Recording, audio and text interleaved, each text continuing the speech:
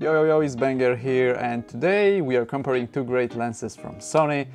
Sony 50mm f1.2 G Master in one hand, mounted on a Sony a7 IV camera, and in the other hand I will have a Sony 50mm f1.4 G Master mounted on a Sony a7R5 camera.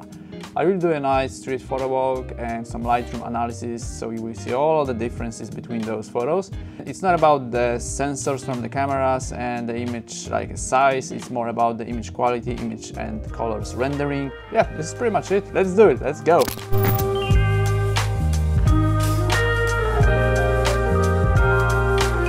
Welcome to the voiceover, guys. So as you can see, the first frame clip, you will see the scooter in front of the camera and some cool lights in the back. So I wanted to take both shots with both lenses, and we're gonna compare it in the Lightroom in a second. We are in Lightroom with the first photo of the scooter, and as you can see, the first thing you notice is obviously a difference between f1.2 and f1.4, which is the brightness. That's obvious, but we also have different detail rendering on f1.2. I think there are a little bit more details, especially when there is a connection between light and the darkness, like here. So this is another portion of color that is a little bit different. I also noticed some differences over here, I guess. So yeah, a slightly different rendering of colors, but obviously these two photos are pretty much the same. Okay guys, the next photo, I found this little tree and the point of light shining behind the branch, and I decided to take the photo of it because I think that might be an interesting comparison between those two lenses. So we're gonna see how it renders the image. So the first one and the second one. So you can see already the difference in lightness and brightness. A little bit more details in the back because of the lights are hitting a little bit stronger, so that's obvious, I would say. But as you can see here, a little bit more details when it comes to the leaves from like coming out from the branch. Like there is this nice detail around them. So that's one thing. I would say that the background is kind of richer.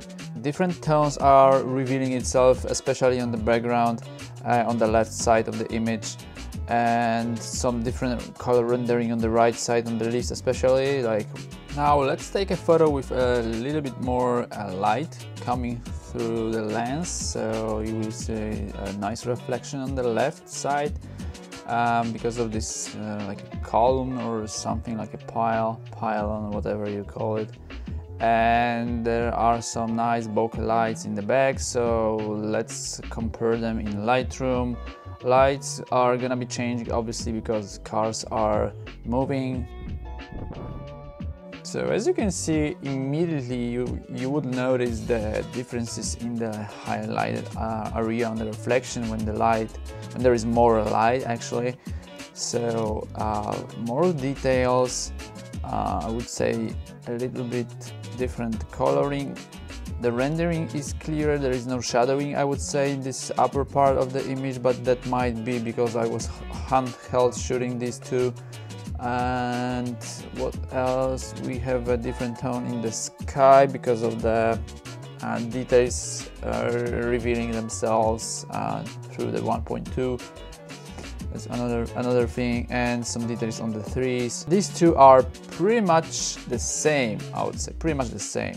Okay guys, next clip. Here I found the nice interiors with highlighted stairs in the back, so and the roof is highlighted also, so it's a nice comparison here. As you can see in this comparison of these two interiors, there is not much differences besides different reflections and obviously more highlighted areas when it comes to f1.2, but I would say these two are really close to each other. There are no specific color rendering issues or differences. So when I was like comparing these two while recording this video, I just spotted a couple of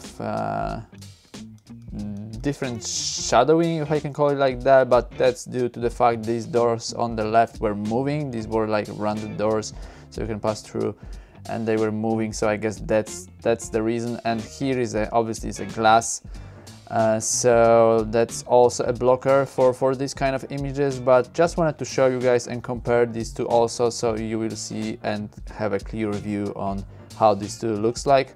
In terms of image quality and image rendering, the differences of these two lenses are small. There are different parts you could consider these lenses. So the first one is the weight. I have notes. So the f1.2 weighs 778 grams versus 516 grams for f1.4. So that's the first consideration in my opinion.